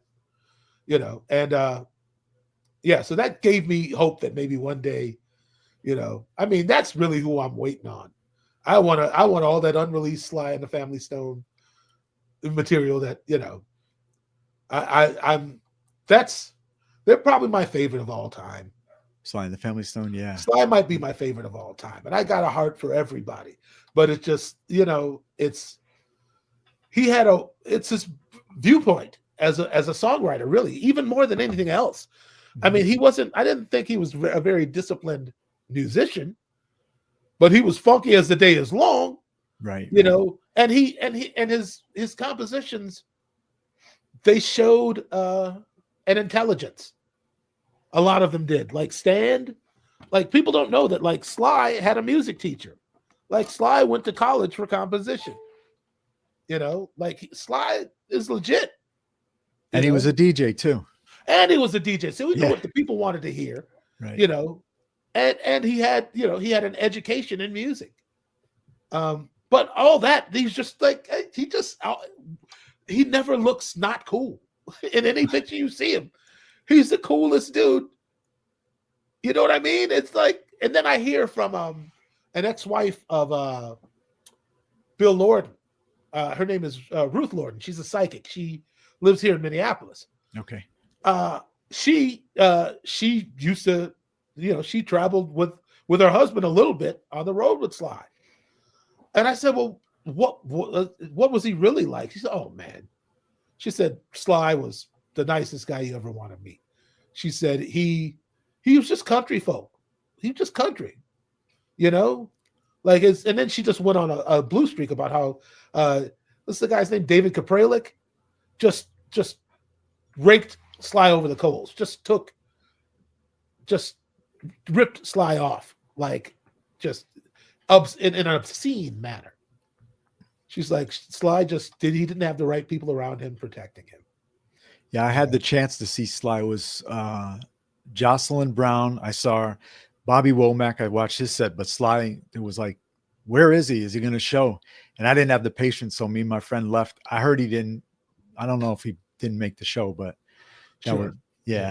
Well, but that was after the Family Stone. I got you. Yeah. I mean, I guess it's I don't know. I feel like he was just I don't know. He just like the coolest dude ever. Just like so much style and like a real thinker. you got to consider the fact that nobody even said different strokes for different folks. Until he said it, right? Until Sly said it. You get a whole TV. What you talking about, Willis? You know, you get a whole, I mean, everyday people, you know. He was such he curated the culture. Like he spoke in a language where anybody could get to it, you know? I got a quick question about, I mean, this, I remember hearing about this. I may have asked you this before, but you and Sonny were working on a project, maybe Prince involved with the samples and stuff. There was supposed to be a set release. You talking about like I'm sorry, there was supposed to be a set? Yeah, there was talk you and Sonny and Prince were working on like some sound sampler that like a sampler CD or something. Yeah, did that ever? No, he wasn't working on that with us. He actually worked with Morris on that. Oh, okay. Like it was around the time that P-Funk released like a really big catalog. Okay. Of just like samples, like straight from the reels of tape. Right. Like if you wanted like the Atomic Dog clap, you could get it, you know. If you want, you know, the snare drum from Tear the Roof Off the Sucker, you could get it, you know. And like he made everything available apparently. Like it was a big, expensive set. And Prince was like, well, if they could do that, I could do that. You know? So I don't think it ever came out, right? I don't think it's something he really wanted. I think me and Sonny did it. We did it with a company called East West Sound Warehouse, who ultimately ripped us off. But it was a sample CD called Funky Ass Loops. Okay. That's what I was talking about. Yeah. And you've heard Funky Ass Loops before, Joe. If you've seen Vampire in Brooklyn, most of that score is me and Sonny. The company that we were working with, they made license-free materials. Okay. So you paid $99 for the sample CD. You could use it on whatever you wanted, so on and so forth. So, you know, I gotta go listen. Us, but yeah, I gotta go back check it out. Okay. Well, yeah. I mean, if you want, I could send it to you. Probably, I could upload it to like Dropbox or something. Okay, cool. Because I'm not sure where you're gonna find it now. Okay. Even though they have kept up with the technology and they have made, you know, there was a CD-ROM that came out. I'm sure now there's something else, but they stopped paying us in probably 1996. Yeah, so I can see. Meanwhile, they're still making money. Yeah, I can see why you're not with the megaphone talking about it.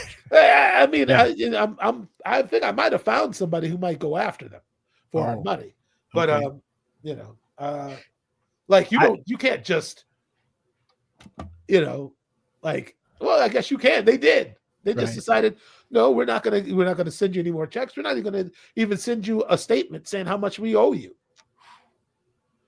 They that's not good. Yeah, they just ghosted us. We did 2 CDs for them, and haven't seen one red cent in a while.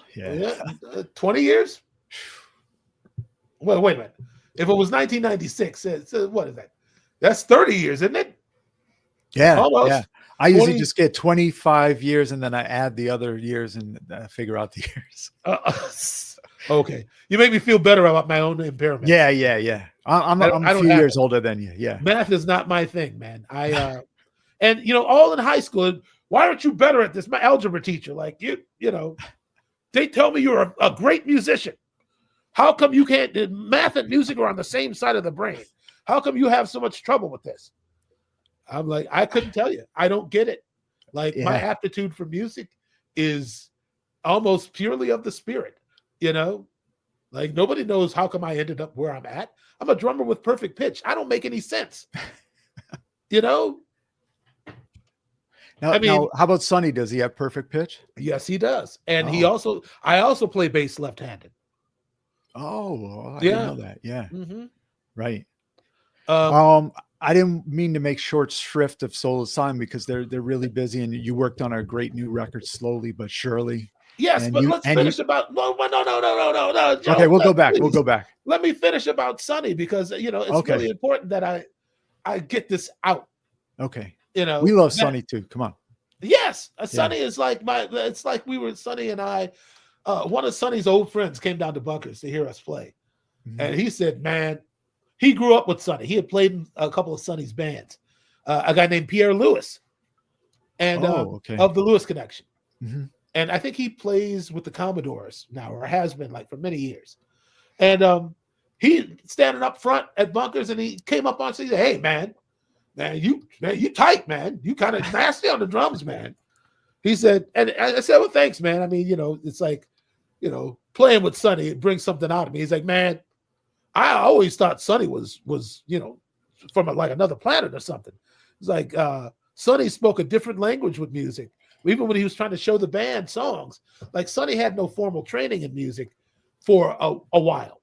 He eventually went he learned music theory. But when Sonny first started playing, he'd say, "Okay, play an A James Brown chord," and that meant like a A7 sharp 13 or something like this. Okay, play a D chord, play D pretty chord, and that meant like a major 7, like a happier sound. Like that's how Sonny taught his band his songs, just his own language. And Pierre says, "I think y'all came down in the same pod." Like we started talking. He just kept looking at me like, "I think you and Sonny came down here in the same ship, man, in the same pod. You different." And that always stuck with me. I'm like, yeah, you're right. Sonny and I, we make a certain sound together. I just don't sound the same with anybody else. I can't even tell you how come. It's just, I think it's a shared perspective on like what is time, and that affects how you play with others. Like some people have a lazy sense of time. Some people are very chipper. Me, I've been working my whole life trying to play just down the middle. It's like Prince used to you say like, "Man, you sound like a drum machine with feeling." That's kind of it. That's a compliment. That's why he was able to. I mean, that's also why I'm the most. I'm maybe not the most recorded musician. I didn't hear that, but I think I recorded more music with Prince than any of the other drummers, and maybe than any of the other musicians. I think somebody finally kind of did an assessment. I think I worked with Prince more in the studio than anybody. Could you on listen to any Prince song that you didn't play on? Could you pick out and say that was which drummer was which drummer with no problem? Kinda. It blurs between Prince and Sheila. Okay. Yeah, it blurs a little bit because they actually played quite similar to me. That's interesting. Yeah. But Prince had a different concept of like pushing air because Sheila was a percussionist first, so she don't play from the bottom to the top. She plays top down. It's a different feel. It's a little more free. It's like I'm like cement boots. When I get on you, you know where the time's at. Okay. We're digging trenches. I'm not going with you. You're gonna go with me. And I'm gonna say, and don't get in front of me and don't get behind me. Like I had a revelation the other day that really how a musician listens. And we were talking about this earlier a little bit, but it's how you listen that determines not only how you play, but it lets the other players know that you're responding to what they're doing. You know what I mean? Yeah. It's like if somebody's playing at a certain tempo and I fall in, I just hold it where they're at. That's what any pragmatic person would do. Like, but you stay there. That's my job as a drummer, is to keep the time. And I think that I spent so much time in the studio before I even really met Prince that I had worked with click tracks, for 2-3 years probably before I met him. So my sense of what it felt like in my body to play Steady Time was what I used as a reference. Like Okay. I just imagined I was playing to a click sometimes. But you have to also understand that playing with Sonny or Prince or Levi or Miko, the time wasn't going to go nowhere anyway. Those dudes all had the same sort of concept of like, where's the clock at? This is where the tension's at, and this is where we stay. So it was easy with them to just stay in time. I was listening to them more than they were probably listening to me. And that makes it a lot easier when you fall into the Mm-hmm. same groove and on Exactly. the same path, right? Yeah. When you're in agreement, Right. It's being in agreement is important for good music. Yeah. Yeah. How about drum kits? I wanted to ask you, of all the Prince tours, did you have a favorite as far as setup, what you had to work with? I mean, I wish I had the set that we took on the Nude tour, but I think I'm too old to play that thing. It was massive. It's like a 26-inch kick drum. Like, that overhead shot, I keep on telling you, that was amazing. 12, 13, 15, 16, 18. Like the drums themselves were big. And then I had just a ton of cymbals everywhere. And I was, if you watch like the Tokyo Nude tour thing, right. I mean, you see when I'm reaching for them cymbals, I'm reaching, man. Like I had it in me when I was a kid, but now if you come see me play, everything is close. Yeah, you got it compact, ready to, and it's efficient. Yeah, I'm not Sheila too. If you go see Sheila, she's playing a 5-piece, and all her cymbals are right here. She like she used to. Right. It's funny. John Blackwell told me. You remember he had that big cymbal behind him? Yeah. He told me it was from this guy Fats Gallen, who was from the town that I lived in, Connecticut. At the towards the end, I was in Connecticut. He said this guy Fats Gallen, he got it from when he'd just whack it in the back. Yeah. Mm-hmm. So yeah, I did. I even tried that for a while. I'm like, oh, that's pretty cool. Yeah. But nope. It's joints and old age and. That's right. I mean, hey, the stuff that you put yourself through all these years since you were a teenager, man, that's a lot. I remember meeting Jelly Bean backstage at BB King's in New York, and we were hanging out, and they did 2 shows that night, and he's like, "Joe, I just turned 50." Wow. Everybody else is standing around like laughing and having a sandwich, and Jelly Bean's just there recouping for the second show. Yes. So he can do it. Yeah. I feel I feel that. Yeah, that's it's funny because I think that I pushed a little. I stay in a pretty aggressive zone with Soul Asylum. Like even in rehearsal, like that's not the type of music that you can phone in or just kind of run through. Like we rehearse as hard as we play live, and because it's a very demanding situation. Like you got to keep your endurance up. Like you got to keep your wind up. You got to keep your muscles, like we pretty much under normal circumstances, whether we're gigging or not, Soul Asylum rehearses a couple times a week. So yeah, it's some conditioning involved in that. Yeah, I saw some of the clips from the first Av show, and I thought to myself, "Hey, these guys are still like this is like 20-year-olds like digging in, rocking out on the stage." I mean, you see Dave Perner jumping around like a kid. Yeah, he's 60. He's 60 and still gives it up like that. He's one of the. Obviously,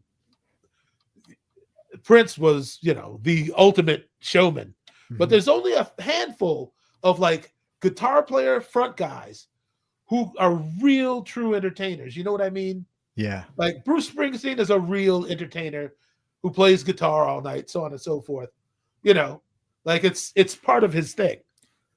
Perner is, to me, he's kind of like the, he's sort of the alternative Springsteen in a way to me. Like he comes from that punk aesthetic, and that DIY thing. But I mean, Dave Pirner, you see him, you look at footage from him in like 95, and then look at that concert we just did. That dude he still gives it up. Yeah. I mean, he's like just not standing in one place. He's totally into it. He's not standing there phoning it in. Like he's still got his moves. He's still got the fire in him, man. That music sort of demands it. It's like it's very confrontational. You know what I mean? And so yeah, every night I see, as we start playing. And what's funny about like a song like Somebody to Shove, like a song like that, before I joined the band, I figured it was just like, I thought of the song as being like it's like, why doesn't he do the chorus more? It takes him a while to get to the actual chorus. But I realized while I was working, early on with the band, I'm like, wait a minute. The point, actually it's 2 choruses in that song, because that as soon as he got to "and I'm waiting by they start moving around and kind of touching everybody, and they start. It's like people start. You can tell these people are who used to mosh back in the day. Like it's like they have a little, like they have a flashback or something. And then you see people start moving a little bit, man. Right. It's really interesting what music can incite people to do.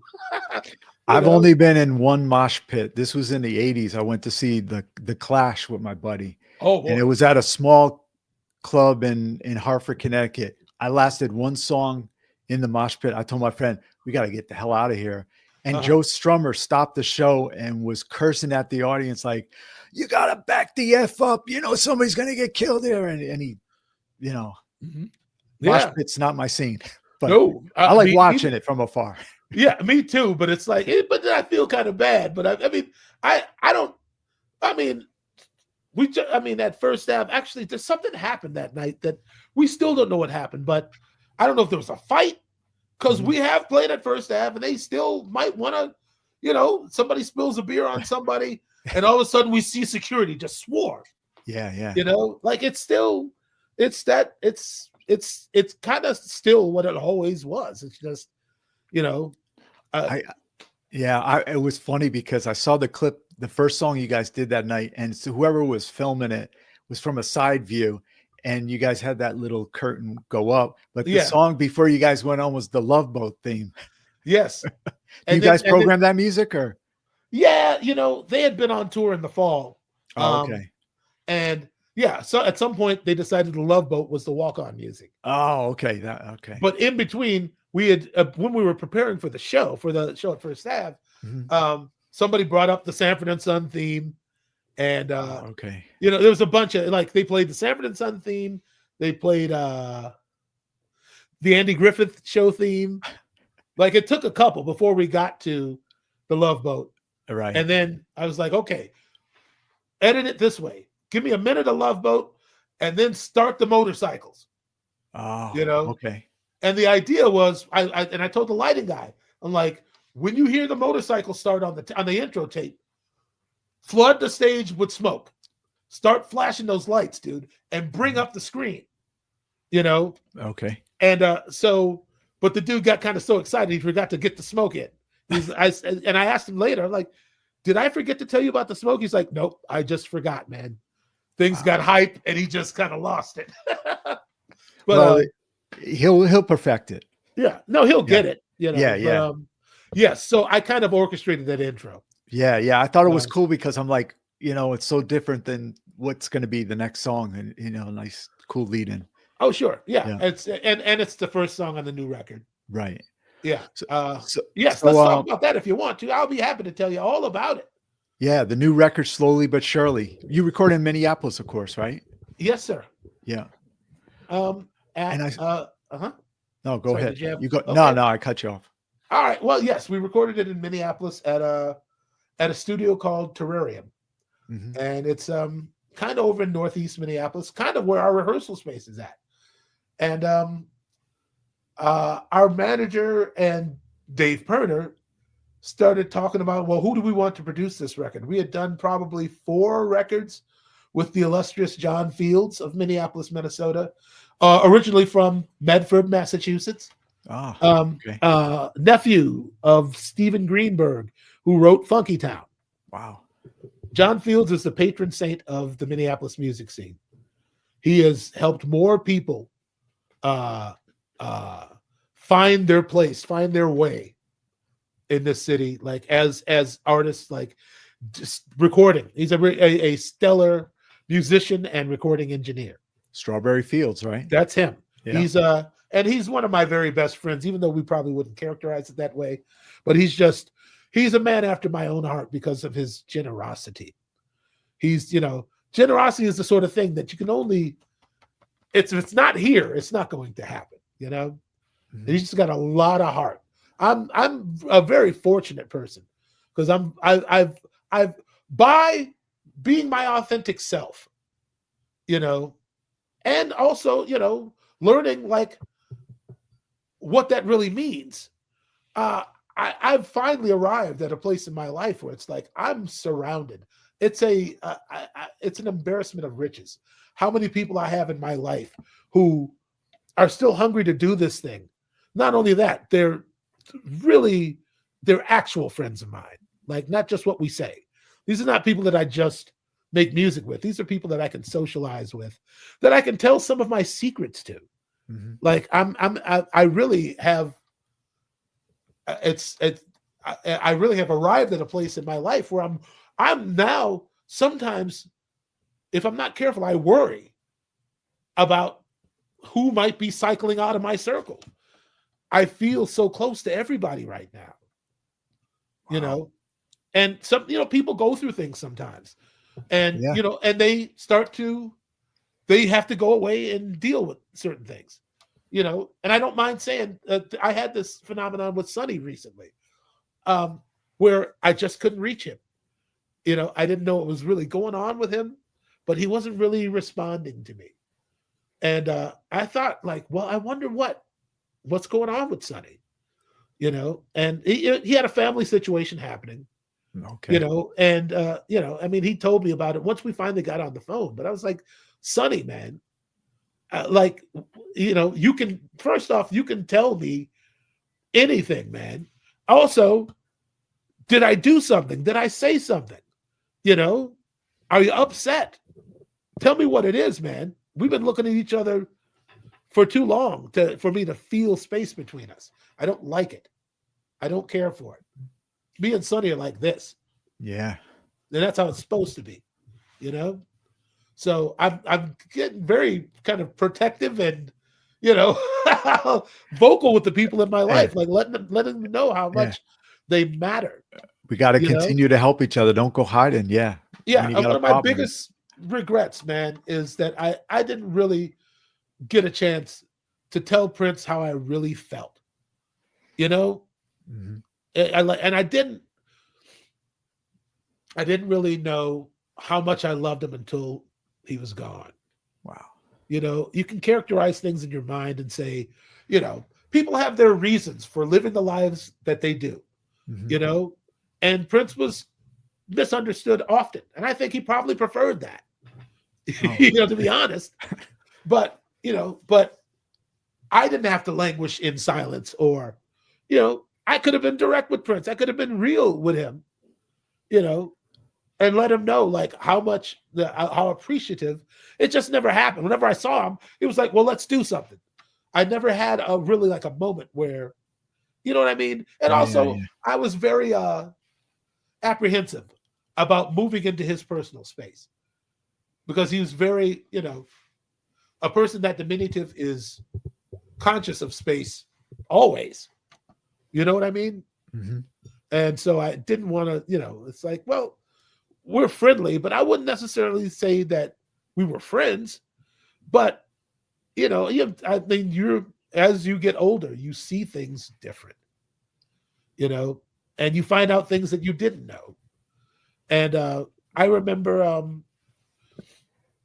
everybody was getting all over Maite about that book she wrote. Oh, yeah. After Prince passed. Yeah. And I saw some static on, like Facebook and other places like that. And my immediate reaction was, that's her story to tell.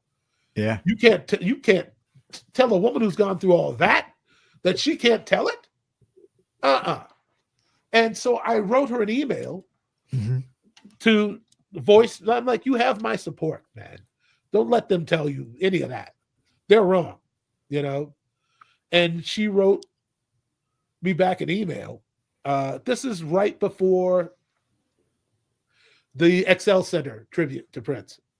Oh, okay. In like October of 2016. Oh, right. October or November. And she wrote me back, and she's like, she said a lot, but she was like, you need to know like how much Prince really loved you, Wow. And like he really, loved and respected you as a musician and as a person, something along those lines. And that messed me up, Joe, to really know it, to have evidence. Yeah, right. Because he wasn't the type to voice it to you. He was never going to say something like that to me. Yeah. I mean, what's in it for him to tell me that? And be that vulnerable, and being in this business, it's like he had his guard up often, but the real intimacy was in the studio. You know what I mean? It's like that was his intimate space, and to now know that he spent more time there with me than anybody as a musician, it's like that. It speaks volumes, and it's not something I would boast about. I'm kind of, I'm flabbergasted by it, and also just so honored that he appreciated my company and my musicianship that much, And if he didn't, you wouldn't have had, 95% of this conversation today, because he wanted you to be there. Yes, he wanted me to be there. And then I, sometimes I'll really trip out, Joe, and I'll start thinking about just life and quantum entanglement and how, it's like, how do I stumble across this dude? And it's like, how long was he waiting for somebody like me? Yeah. Some deep thinking. It's like, and just why did the universe put me here at the same time they put him here?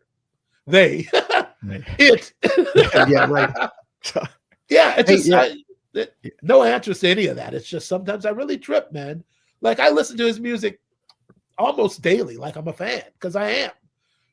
I'm a bigger fan now than I was when I joined the group. How do you approach his music if you're going to listen to it like daily like that? Do you jump into an album and go into the whole thing? No, it's random. It just lately it's been particular. Like I'll hear certain things in other interviews, like Jesse. I didn't know Jesse played the wah-wah guitar on 1999. I didn't know that either. Yeah, that's him on the in the right headphone. Right. Wow. Man, he is killing it. Sometimes I'll just listen to certain instruments. I smoke a little cannabis here and there, Joe. Okay. And I had a little mellow on me, and I was listening to Dirty Mind, and it got to Party Up, and I heard a conversation going on between the two rhythm guitars on the far left and right. Mm-hmm. It's crazy what's going on there. Wow. And I went back to listen while I wasn't high. And I'm still like, whoa. You're still hearing it. Yeah. These two guitars are talking, man. Prince was different. He was a different dude. So to listen to Prince or anybody else's music, what do you say put the headphones on for the best experience? I do. I mean, that's how I like it because with these, because these are like Sony V6s. Oh, okay. These are like studio headphones. So yeah, they also, I think they, actually these are a little there's low end missing a little bit. Like they're not, you can't really hear the low end correctly in these, but you can hear everything balanced. Okay. So I guess that's it. Like my studio speakers, they're too woofy. Like if I turn it on, it's mostly bass and drums. And it's like I ordered some KRKs. I wanted to try them. and I got stuck with him. Right. So. How does Bootsy react when you crank him up? Oh, listen, Bootsy. If I sneeze, Bootsy runs away. Yeah. Like Bootsy is the most skittish cat I've ever seen. Wow. But when he's just doing his normal thing, I swear he walks around here like he's ruler of the roost. You know what I mean? He's but if he hears the doorbell ring, he'll go running. He'll go running. Actually, he'll run into this room. He'll hit his head on the door on the way in. Go open the bedroom door and start burrowing underneath the comforter. And he'll hide there. He thinks he's invisible under the comforter. And we just let him think that because he's a cat. I mean, what? Yeah. How old is he? Bootsy will be, I think he turned 2 on Halloween. Oh, wow. A black cat that was born on Halloween. On Halloween, yeah. My dad's birthday too. Yeah. Hey, I gotta ask you, and I really appreciate you spending all this time as always on the show. Yeah. And, I gotta ask you one final question. This is for our viewers, listeners, wherever they're catching this. Constantly, I'm sure you've been asked, are you going to write a book one day to all the stuff that you've gone through? I mean, maybe that's you've heard it plenty of times, right? You know who was the last person to ask me? Who's that? Dwayne Tudor. Oh, okay. Yeah, there you go. And I said, will you help me? He said, yes. See, I'll help you. Yeah. And he said, let me give you this. Think about what you really want to say to the world. And, and I was thinking that he, that we were talking about doing a book about my experience with Prince. He said, no, I want your life. I want to, what do you want to impart upon, the literary world about yourself? Like really give it some thought. Like, what's the book going to be about? Like, what is the goal? What is the message? So I haven't talked to him again since because I've been flipping it back and forth in my head. But I guess when the time comes, Dwayne Tudor is going to, because when he started asking me questions for about the Diamonds and Pearls box set or about the material, I find out he has a collection of my interviews. Yeah, he has Dwayne, almost every interview I've done online. He's listened to and has cataloged. You beat me to the punch, Dwayne. You've already started on my book. I've got like 4 or 5 of your interviews I haven't put online. And Dwayne nicely says, you've got to put these interviews online and get all the stuff you had on there to make, it's like a legacy for us all, to have up there somewhere. So sure. Yeah. So I got a Jesse one, Tyka Nelson I had on years ago. Yeah. So yeah. And of course, Michael Bland, we got the box set. The box set. Yeah. Yeah. There's a lot. Hey, I think I really want to. I mean, it's like, well, which do I do first? Do I do an instructional drum course, a streaming, video course, or I might have to do them in tandem because these are 2 things I've been planning to do for a while. In a selfish way, I love to see you drum and everything, but I want to. You really want the book? I know, Dwayne. You've got so much positive stuff to say and great, experiences. But I know the drummers, they're gonna whack me over the head, say, "Hey, he was talking about a drum instruction video. Why are you talking him out of it?" Oh no, you haven't talked to me. He hasn't talked me out of it. Yeah, it's just that same thing. It's like I have to consider what is the content. Like, what am I trying to get across? Right. Other than simplicity is key because anybody can tell you that. But how do you really get a person to start to think about like purpose and like intent? Like these things are important when you're playing music, and a lot of people forego or ignore. But it's like even in classical music, the first rule is to listen. And like somebody told me there's like a list of rules, or like this is how you work as a large ensemble. And it goes like, it's something, this wasn't it, but it's something like, listen,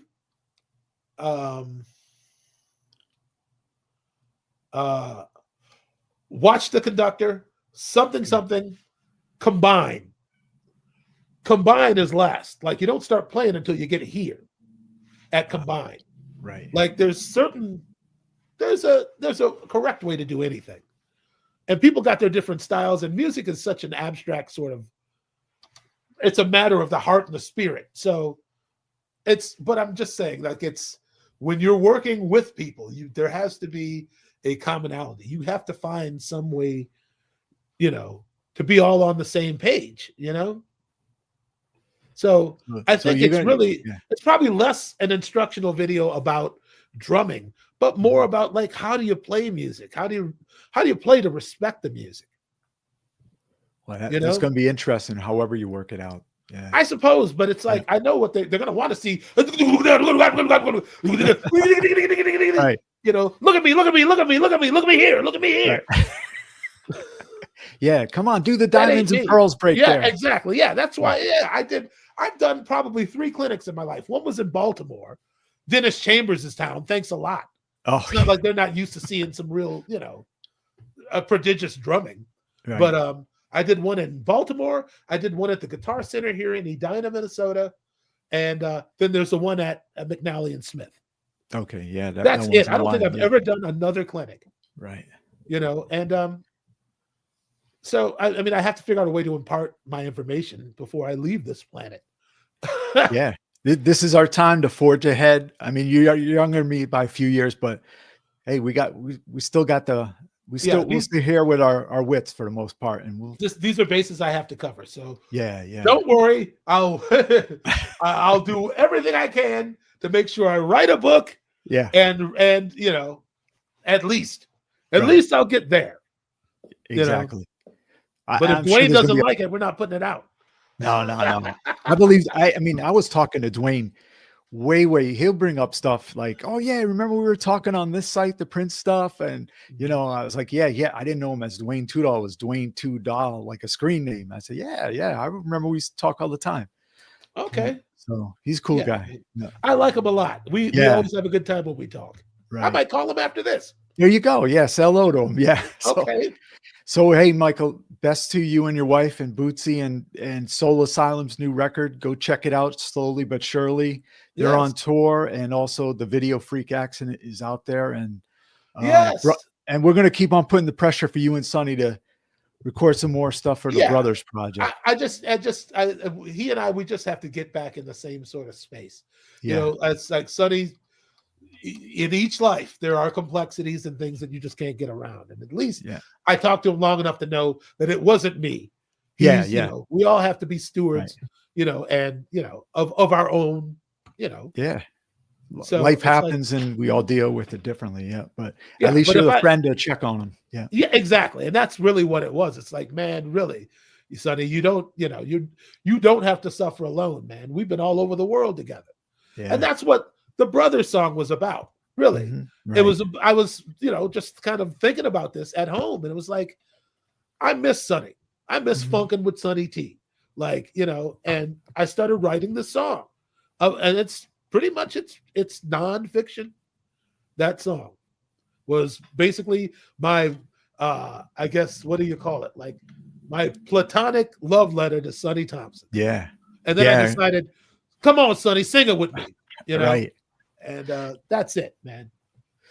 Brothers, I love Sonny like he's actually my brother, Yeah, Sonny T, Michael Bland, and we love you too, Michael. And we're looking forward. I love you back, Joe. You're very good at this, Joe. I think you're better at this than you used to be. Oh, thanks. I appreciate it. Yeah, not that you were ever awful, but I'm just like, I saw what you did a minute ago, man. You did you did a little thing. You did the thing that the professionals do. Oh yeah, with the TV special, right? Well, not only that, but you just kind of you hit the turnstile. Oh, okay, yeah. That would I think you're going to the finish line now. Right. I think you might have been talking like in 2004. I did like a TV. I did like 4 shows, maybe. Oh no, I don't. Okay, you're talking about something else. But I appreciate talking about you right here, right now. I appreciate that. Yeah, I think you did it. You did a great job here today. I just wanted to let you know. Hey, thanks. I enjoyed myself, and I'm just steering the ship. I mean, you're the star. Whatever. I'm good for one of these a year, Joe. So don't feel squeamish about getting at me, man. Yeah, I'm here for it. I'm always trying to get a hold of you, but I don't want to bug you. So You're not bugging me. A lot of yeah. people bug me, but not you, Joe. Okay, thanks, brother. Yeah. Oh yeah, we're gonna make it a yearly thing, if not more, but definitely a yearly thing. Yes, just I'm here for you. Anytime you want to reach out, man. I'm yes. We'll make something happen. Yeah, definitely. So Thank you, thanks, Joe. Michael Bland. Yes, Go man. check out Brothers Soul Asylum. Get the new record slowly Yeah, but check it all surely. out. Yeah. Check it And all get out. that And Diamonds and Pearls box set while you're at it. If yeah, you don't that's have it. it, it's up for a Grammy, isn't it? Yeah.